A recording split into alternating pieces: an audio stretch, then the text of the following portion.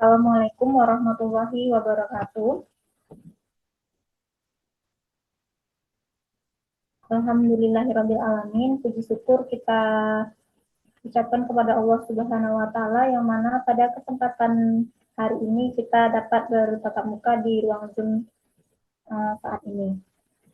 Salawat beriring salam tak lupa kita curahkan kepada Nabi kita yakni Nabi Muhammad Shallallahu Alaihi Wasallam yang mana kita nantikan syafaatnya di yaumul kiamat nanti. Amin.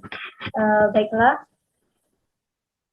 pada kesempatan kali ini kami dari kelompok 5 akan membahas tentang menyusun pembelajaran berbasis proyek dan P5. Yang mana anggota kelompok 5 beranggotakan yang pertama saya sendiri selaku moderator, Putri Gilani sebagai selaku moderator. Yang kedua ada Indah Yulastri. Yang ketiga ada Fahira Yupita. Yang keempat Puja Ramanda. Dan terakhir Oktaviani Dwi Suparlan.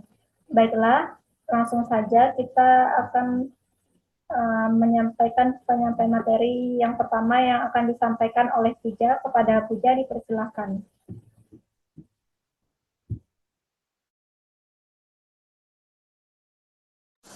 Baiklah, terima kasih kepada moderator. Saya akan menjelaskan materi yang pertama.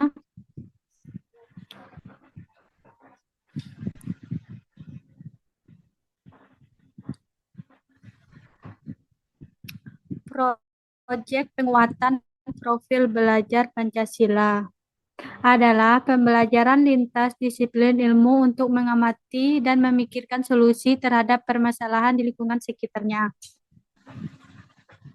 Beberapa contoh kegiatan dan inisiatif yang bisa termasuk dalam proyek penguatan profil belajar Pancasila. 1. Pelatihan nilai-nilai Pancasila. Mengadakan sesi pelatihan atau workshop yang interaktif untuk membahas secara mendalam tentang setiap aspek nilai-nilai Pancasila.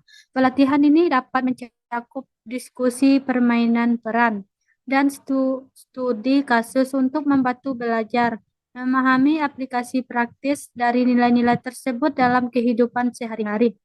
2. Kompetisi esai atau debat. Mengadakan kompetisi menulis esai atau debat yang berfokus pada nilai-nilai Pancasila. Ini dapat menjadi untuk memperluas pengetahuan belajar tentang Pancasila sekaligus mengembangkan kemampuan berpikir kritis dan secara persuasif. 3. Kampanye kesadaran Pancasila. Kampanye yang bertujuan untuk meningkatkan kesadaran masyarakat, terutama belajar, tentang pentingnya nilai-nilai Pancasila dalam membangun bangsa yang bersatu, adil, dan beradab. Kampanye ini dapat melibatkan kegiatan seperti seminar, kelas terbuka, atau kegiatan seni yang kreatif.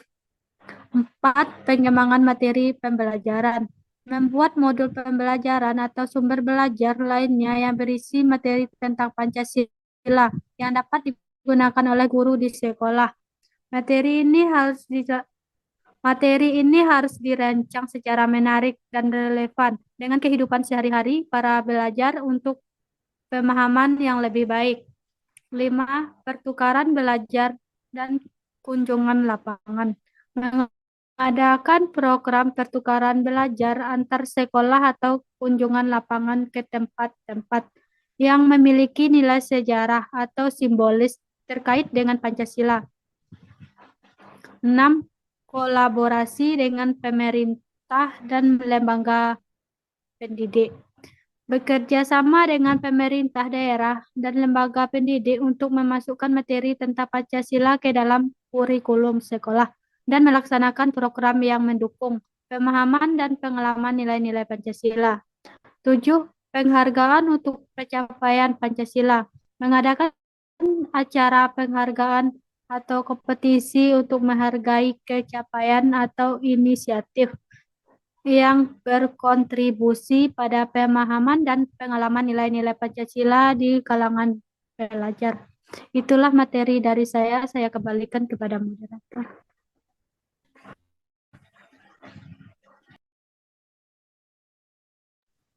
Baik, terima kasih kepada Puja yang telah menyampaikan materi pertama. Selanjutnya, penyampaian materi kedua yang akan dilanjutkan oleh Indah. Kepada Indah dipersilakan. Baiklah, terima kasih kepada moderator. Saya Indah Yulatri akan membacakan materi selanjutnya, yaitu manfaat proyek penguatan profil pelajaran Pancasila terbagi menjadi 3. Proyek penguatan profil pelajaran Pancasila memberikan ruangan bagi semua anggota komunitas satuan pendidikan untuk dapat mempraktikkan dan mengamalkan profil pelajar Pancasila. Yang pertama untuk satuan pendidikan. Untuk satuan pendidikan terbagi 2. Yang pertama menjadikan satuan pendidikan sebagai sebuah ekosistem yang terbuka untuk partisipasi dan keterlibatan masyarakat. 2. Menjadikan satuan pendidikan sebagai organisasi pembelajaran yang berkontribusi kepada lingkungan dan komunikasi di sekitarnya. 2. Untuk pendidik. Memberi ruang dan waktu untuk peserta didik mengembangkan kompetensi dan memperkuat karakter dan profil pelajar Pancasila. 3. Merencanakan proses pembelajaran proyek dengan tujuan akhir yang jelas.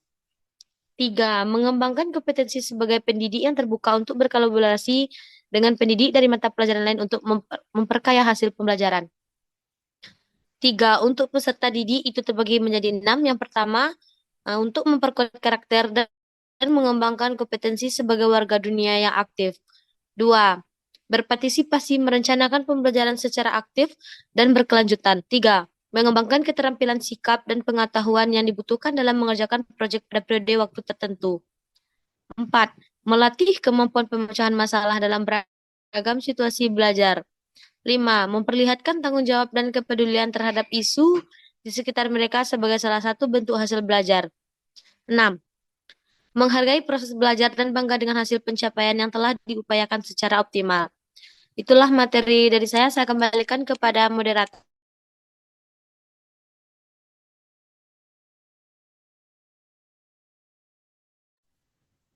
Baik, terima kasih kepada Indah yang telah menyampaikan materi kedua. Selanjutnya penyampaian materi ketiga yang akan disampaikan oleh Fahira. Kepada Fahira dipersilakan.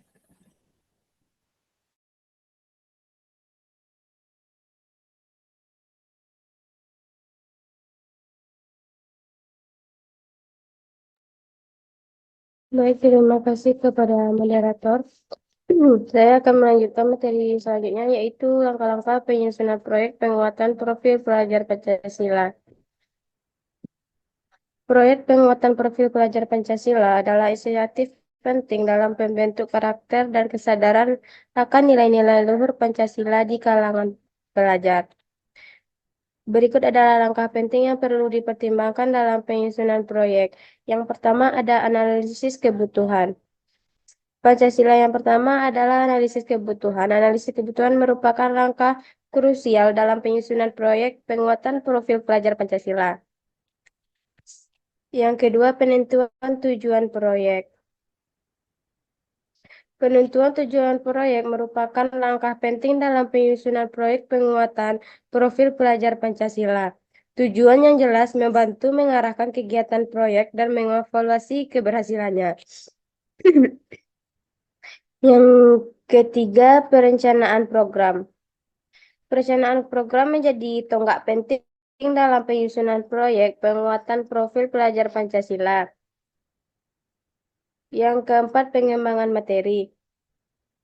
Pengembangan materi pembelajaran merupakan salah satu elemen kunci dalam penyusunan proyek penguatan profil pelajar Pancasila.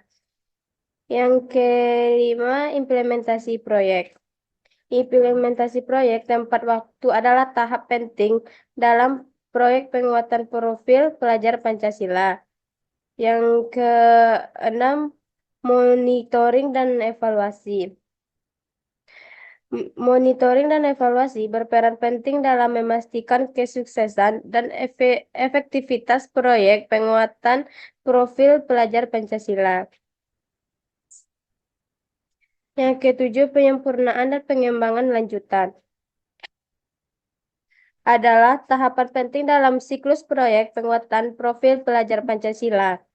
Yang terakhir adalah diseminasi hasil.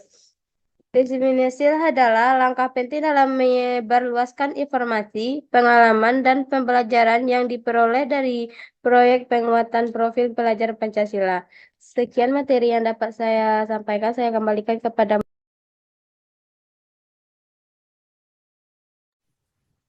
Baik, terima kasih kepada Pak Alira yang telah menyampaikan materi ketiga. Selanjutnya penyampaian materi keempat yang akan disampaikan oleh Okta. Pada Okta dipersilakan. Baik, materi yang terakhir yaitu prinsip-prinsip profil pelajar Pancasila yaitu terbagi menjadi 4. Yang pertama, prinsip holistik. Prinsip holistik merupakan pemikiran yang memandang segala sesuatu secara utuh, yaitu kerangka berpikir yang holistik mendorong kita untuk mengkaji sesuatu tema secara utuh dan melihat keterkaitan hal-hal untuk memahami suatu persoalan secara mendalam. Dalam konteks perancangan proyek penguatan profil Pancasila, yang kedua yaitu prinsip kontekstual, yaitu prinsip ini mengacu pada upaya yang mendasarkan kegiatan pembelajaran pada pengalaman dunia nyata yang dihadapi setiap hari oleh anak. Prinsip ini dapat mendorong pendidik serta peserta didik untuk menggunakan lingkungan dan kehidupan sehari-hari sebagai pembelajaran utamanya. Prinsip yang ketiga yaitu prinsip yang berpusat pada anak, di mana prinsip ini dikaitkan dengan pembelajaran yang mendorong siswa menjadi subjek pembelajaran aktif yang mengelola proses belajar secara mandiri, yaitu masuk kemampuan memilih dan mengusulkan profil eksplorasi. Prinsip ini dikaitkan dengan semangat membuka ruang dan inquiry, yang dimana inquiry merupakan metode pembelajaran yang berbasis aktivitas. Prinsip eksplorasi ini diharapkan dapat mendorong peran profil penguatan proyek Pancasila dalam memenuhi dan memperkuat kemampuan yang diperoleh melalui pembelajaran intrakurikuler. Demikian pemaparan dari saya. Baik, terima kasih kepada Oka yang telah menyampaikan materi terakhir. Baiklah, itulah penyampaian dari materi kelompok 5 mengenai menyusun pembelajaran berbasis proyek dan P5. Dapat disimpulkan, proyek penguatan profil pelajar Pancasila P5 adalah program pembelajaran lintas disiplin untuk memperkuat pemahaman dan pengalaman nilai Pancasila di kalangan pelajar. P5 dilaksanakan melalui serangkaian kegiatan yang dirancang untuk membantu pelajar dalam mengamati dan memikirkan solusi terhadap permasalahan di lingkungan sekitar. Program ini bermanfaat bagi semua pihak yang terlibat, termasuk satuan pendidikan, pendidik, dan peserta didik.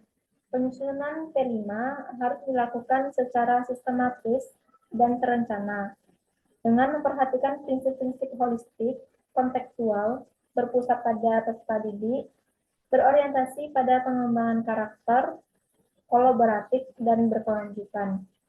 Dengan implementasi yang tepat dan evaluasi yang berkelanjutan, P5 diharapkan dapat memberikan dampak yang positif dalam membentuk karakter dan kesadaran bangsa di kalangan generasi muda.